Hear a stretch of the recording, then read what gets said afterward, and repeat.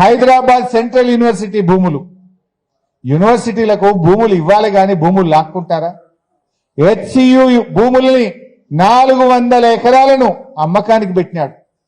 అమ్మకం కుదరకపోతే Bombay stock exchange లో కుదబెట్టి 10,000 కోట్ల రూపాయలు ఇవాళ హెచ్సియు యూనివర్సిటీ భూముల మీద అప్పులు తెచ్చినాడు.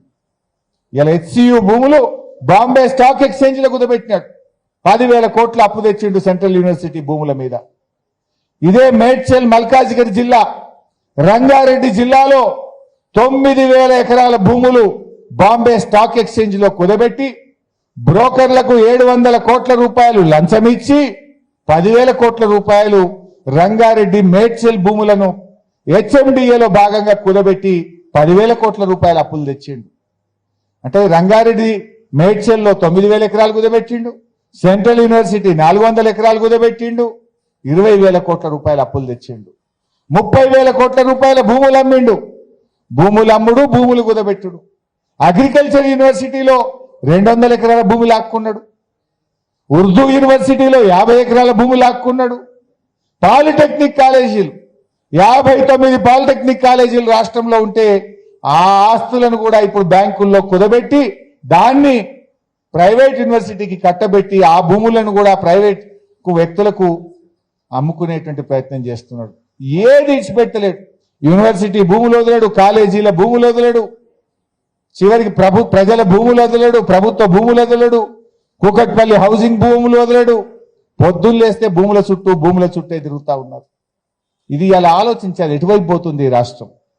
ఈ హైదరాబాద్ ఇమేజ్ దెబ్బతినకుండా ఇలా కాపాడుకోవాల్సినటువంటి అవసరం ఉంది. ఏంటి పారిశ్రామిక భూములను హిల్టా, అది కూడా ఇంకా అట్లా చెప్తూ ఇది కూడా మంచి గుర్తు చేసినారు మిత్రుడు. Yes yes I will explain. Health policy, ఆ హిల్ట్ పాలసీ ఏంటో మీకు తెలుసు. ఇలా ఈ చుట్టుపక్కల జీడిమెట్ల కానీ సనత్ నగర్ కానీ కొన్ని పారిశ్రామిక కార్యాలయాలు ఉన్నాయి, కంపెనీలు ఉన్నాయి. దాన్ని కూడా అమ్మే కార్యక్రమం పెడుతున్నాడు 50-50. ఇప్పుడు అక్కడ కుకట్పల్లిలో ఉండే ప్రజలు అక్కడ ఉద్యోగాలు చేస్తున్నారు, కార్మికులుగా పనిచేసి ఇక్కడ జీవిస్తున్నారు. ఇప్పుడు ఆ ఫ్యాక్టరీలను మీరు అపార్ట్మెంట్లు కట్టుకోండి, రియల్ ఎస్టేట్ బేరాలు చేయండి అంటే ఫ్యాక్టరీలు మూతపడితే కొన్ని లక్షల ఉద్యోగాలు కోల్పోయే ప్రమాదం ఉంటుంది. మరి ఆ ఫ్యాక్టరీ మళ్ళీ పెట్టిన తర్వాత ఉపాధి కొనసాగిన తర్వాత నువ్వు దాన్ని తీసేసినా మంచిదే. ఏమనంటే హిల్ట్ పాలిటీ పేరిట కొన్ని లక్షల కోట్ల కుంభకోణం జరుగుతూ ఉంది. అసలు ఈ 22A మా మిత్రుడు ఇందాక చెప్పినట్టు సుప్రీంకోర్టు జడ్జిమెంట్లు, యుఎల్సీలో ఇందాక పెద్దలు జయప్రకాష్ నారాయణ గారు కూడా చక్కగా చెప్పారు, జేపీ గారు. ఏంటి అసలు 2008వ సంవత్సరంలో రాజశేఖర రెడ్డి గారు ముఖ్యమంత్రిగా ఉన్నప్పుడు ఈ రాష్ట్రంలో యుఎల్సీ యాక్ట్ను రద్దు చేయడం జరిగింది. అర్బన్ ల్యాండ్ సీలింగ్ ను రద్దు చేసినారు తెలంగాణ రాష్ట్రంలో. యుఎల్సీ రద్దు అయిపోయిన తర్వాత, యాక్ట్ చట్టం రిపీల్ అయిన తర్వాత భూములన్నీ ఫ్రీ అయినాయి కదా, లేఅవుట్లు అయినాయి, హుడా అనుమతులు ఇచ్చింది, గవర్నమెంట్ అనుమతులు ఇచ్చింది, ప్రజలు ప్లాట్లు కొనుక్కున్నారు, అక్కడ ఇండ్లు కట్టుకున్నారు.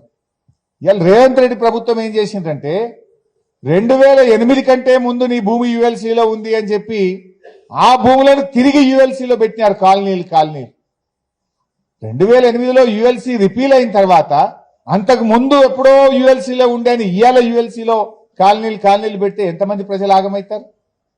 సుప్రీంకోర్టు జడ్జిమెంట్లు వచ్చి, హైకోర్టు జడ్జిమెంట్లు వచ్చి కొన్ని భూములను ప్రైవేట్ భూములుగా ప్రజలు హక్కులు దొరికినాయి, లేఅవుట్లు అయినాయి, అక్కడ అపార్ట్మెంట్లు వచ్చినాయి, ప్రజలు ఇండ్లు కట్టుకున్నారు.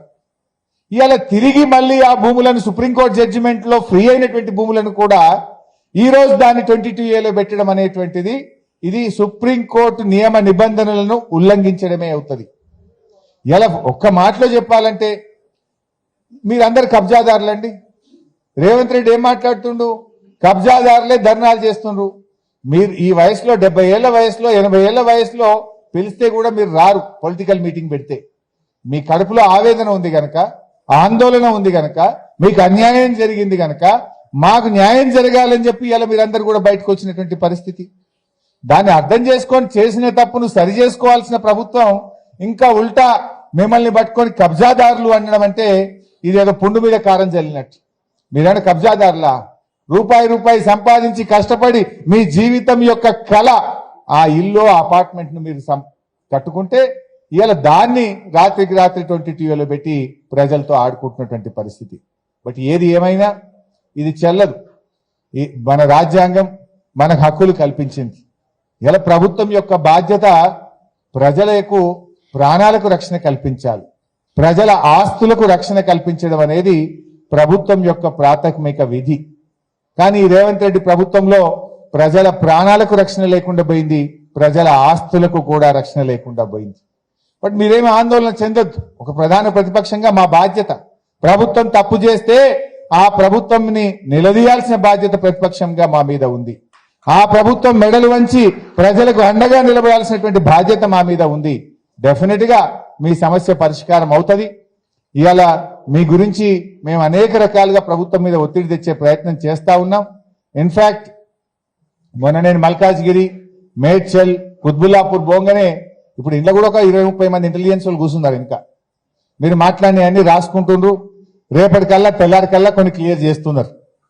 వాళ్ళకు కూడా అర్థమైంది ప్రజల్లో వ్యతిరేకత పెరుగుతుంది, మేము తప్పు చేసినామని అర్థమై నేను ఎక్కడ పోతే అక్కడ నా చుట్టే పోలీసులు తిరుగుతున్నారు.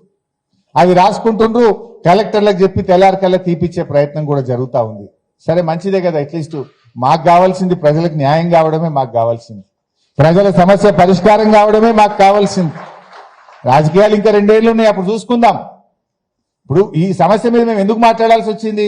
మీరు తప్పు చేసినారు కనుక, ప్రజలు కష్టాల్లో ఉన్నారు కనుక, ప్రజలు ఆందోళనలో ఉన్నారు కనుక, ప్రజలకు అనేక రకమైనటువంటి చిక్కులు వచ్చినాయి. ఇప్పుడు భూముల అమ్మకాలు జరుగుతలేవు, కొనడం జరుగుతలేదు, మనము బ్యాంకుల్లో పెట్టి అప్పు తెచ్చుకుందామంటే అప్పు రానటువంటి పరిస్థితి ఉంది.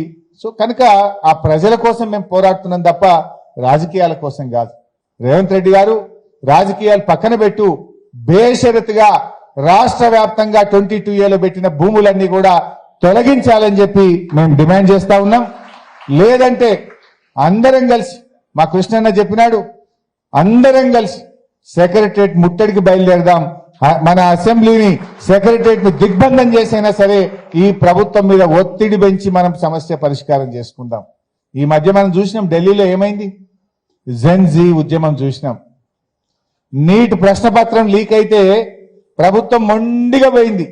మొండిగా పోతే యూత్ అంతా పోయి ఢిల్లీలో కూర్చుంటే దెబ్బకు కేంద్రం దిగొచ్చింది, ధర్మేంద్ర రాజీనామా చేసిండు, దాని మీద కొత్త చట్టం వచ్చింది. మంచి మాట కొద్ది చేస్తావా మిస్టర్ రేవంత్ రెడ్డి? ఢిల్లీ తరహాలో ప్రత్యక్ష ఉద్యమానికి బయలుదేరాల్సి వస్తుందా? నువ్వే ఆలోచించుకో. అంతదాకా తెచ్చుకోకు, మర్యాద కొద్ది పెట్టిన దాన్ని తొలగించు, ప్రజా సమస్యలు పరిష్కరించు అని చెప్పి కోరుతూ అందరికీ నమస్కారం.